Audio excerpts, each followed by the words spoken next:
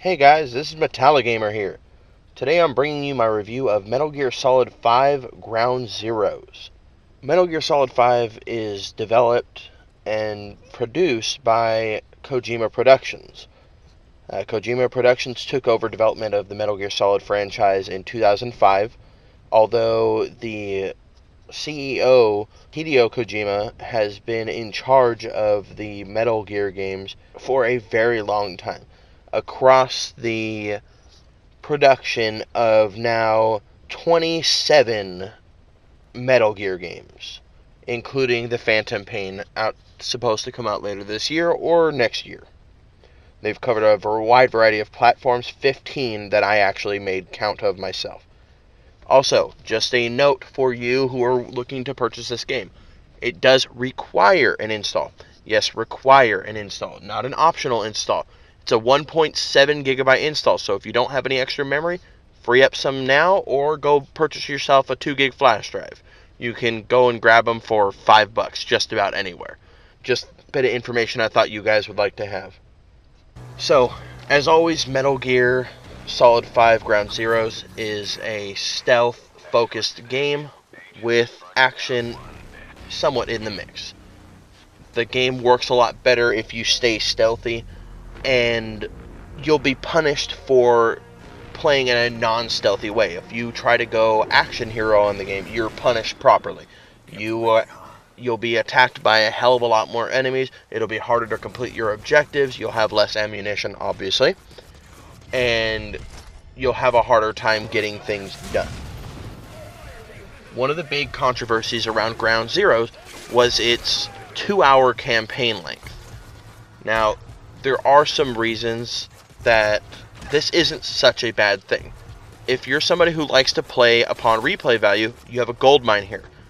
I finished the game, and only 8% of what I can do is done. It actually gives you a counter after you beat the game the first time around.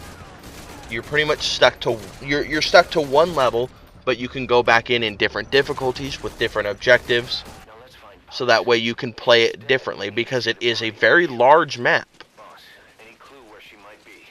You actually explore a good vast amount of buildings and zones within the area. So it's kind of nice. It's like I said, people get bugged. People have been very irritated with the whole, "Oh yeah, I'm not going to pay for a demo." You're not paying for a demo, I promise. You're paying for a game. I mean, we will go with that. You're paying for a game. You're not paying for a demo. You are getting more than that 2 hours of play out of it. If you're like me and if you're a player that only likes to play through a game once, I don't suggest buying this game. If you like playing through a game once, go and rent it on Redbox. Go and rent it from Gamefly, whatever.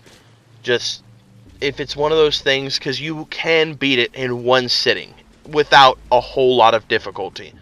I only failed the mission a few times before I really caught onto it, because this is my first Metal Gear game I've really played.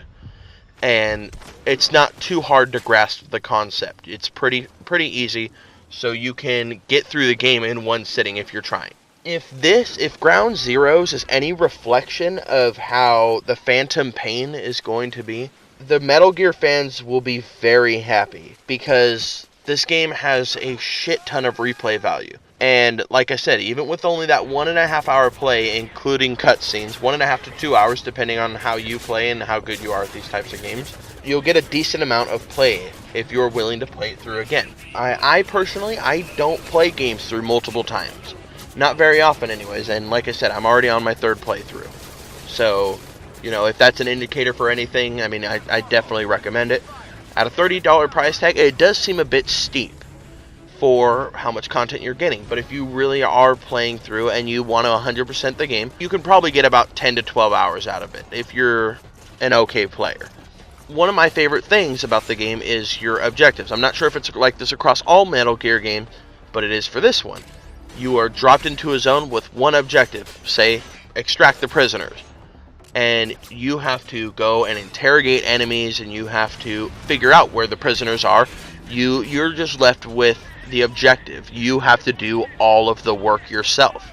So it's actually pretty cool to go and interrogate soldiers and explore and find things. And I really wish there was a whole lot more I could say about the game. Unfortunately, I mean, story-wise, it's not anything crazy. It is a prequel, I believe, to the Phantom Pain, and story element isn't super strong there. I think it's mainly put out to have the players try the game and see a response before Phantom Pain comes out, so that way they know what things they can work on. I honestly think that's their objective here. I mean, the only thing I personally can find is the length of the game, and that's selective, dependent on the person. Me, I don't mind it. You know what? I haven't been minding replaying this game. It's done well, and I enjoy it. As to where some people are not going to like playing it through again. You obviously get to still be a badass, just like Snake is. You don't have to kill anybody. You can go purely on knocking people out with Tranquilizer Dart or your hand-to-hands, or you can use your guns to take out key enemies, which, like I said, doesn't work incredibly well. I haven't found a way where Assault works completely, and I'm not sure if they've made it to where you're not allowed to do that. But if you like your stealth games, I definitely recommend picking up Ground Zeroes. This is a fun play, so check it out. I'm going to give Metal Gear Solid 5 Ground Zeroes a 92 out of 100 because I cannot find any serious flaws with the game. Like I said, the one big flaw was the length, and that's going to bother some people. It's understandable, which is why the game wasn't released at $60. If this game was released at $60, I would have been pissed. But it's not. It's $30. So you know what? If you guys get a chance to check it out, if you're a Metal Gear fan, please check it out. I recommend it. It's done well. I've enjoyed the couple of playthroughs. It's kind of getting me psyched up for the Phantom Pain, and I really wish there was a release date for it at this point. Well, anyways, guys, that's all I have for today. Hope you guys enjoyed this review. As always, stay fucking metal, guys. I'll see you next time.